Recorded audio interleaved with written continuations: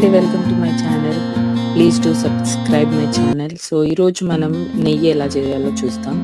So 1 month నుంచి నేను మీగడ పాలు కాచి మీగడ తీసి పెట్టాను. సో అదంతా ఇప్పుడు మనము ఫ్రిడ్జ్లో నుంచి ఇమీడియట్గా తీసి ఒక 1 మంత్ ఇది గ్రైండర్లో వేసేసి కొన్ని వాటర్ పోసి గ్రైండ్ చేసుకోవాలి. సో కొంచెం సాఫ్ట్గా ఇలా అవుతుంది. మళ్ళీ వాటర్ యాడ్ చేసి మళ్ళీ కంటిన్యూస్గా గ్రైండ్ చేస్తూ ఉంటే మనకి వెన్న అండ్ వాటర్ సపరేట్ అవుతుంది. సో ఇదంతా ఒక వాటర్ ఉన్న గిన్నెలో వేసేసి మనం నీట్గా వాష్ చేసుకొని ఒక గిన్నెలోకి ట్రాన్స్ఫర్ చేసేసుకోవాలి. సో ఇలానే నేను ఒక 3 టైమ్స్ నాకు ఉన్న మీగడ ఒక 3 టైమ్స్కి అయింది. సో అలాగా నేను వెన్న అంతా ప్రిపేర్ చేసేసాను. అలా వెన్న అంతా ప్రిపేర్ చేసేసి అంతా ఒక గిన్నెలో వేసుకున్నాను. సో నాకు ఈ మీగడ మొత్తం 1 మంత్ ఇది సరిపడా మీగడ. సో బాగా పాలు కాచేసి అది మనము చల్లారిన తర్వాత ఫ్రిడ్జ్లో పెడితే మంచి మీగడ ఒక అట్ట అవుతుంది. సో ఇదంతా ఇంత మీగడ వెన్న అయిందనమాట. సో దాన్ని నేను సిమ్లో స్టవ్ మీద పెట్టేసి కాస్తున్నాను అనమాట. సో ఫాస్ట్గానే కరిగిపోతుంది, బట్ సిమ్లో పెట్టుకొని మనం కంటిన్యూస్గా కలుపుతూ ఉండాలి, లేకపోతే అడుగు మాడిపోతుంది. అండ్ మనం చూడకపోయినా అడుగు మాడిపోయి పొంగిపోయే అవకాశం కూడా ఉంటుంది. అందుకోసమని మనం కలుపుతూ ఉండాలి.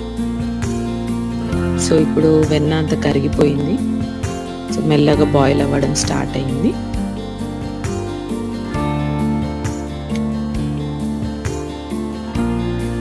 సో మనం ఇంట్లోనే నెయ్యి చేసుకుంటే చాలా బాగుంటుంది.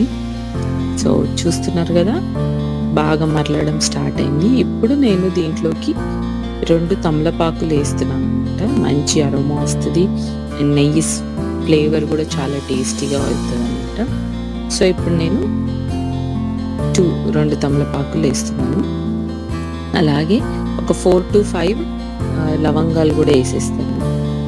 సో ఇలానే బాగా కలుపుతూ దాన్ని సిమ్లోనే మనం చేసుకోవాలి. ప్రాసెస్ అంతా సిమ్లోనే చేసుకోవాలి. సో బాగా మరలుతూ ఉంది కదా.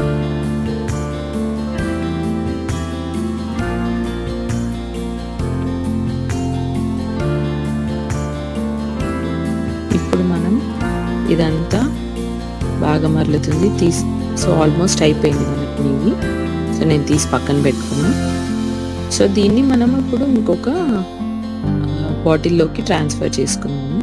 సో నాకు ఆల్మోస్ట్ 1 మంత్ మీగడ నాకు 700 to 750 ml నెయ్యి వచ్చిందనమాట. ఇది 1 లీటర్ బాటిల్ కంటైనర్. సో నాకు ఆల్మోస్ట్ 700 to 750 ml నెయ్యి వచ్చింది.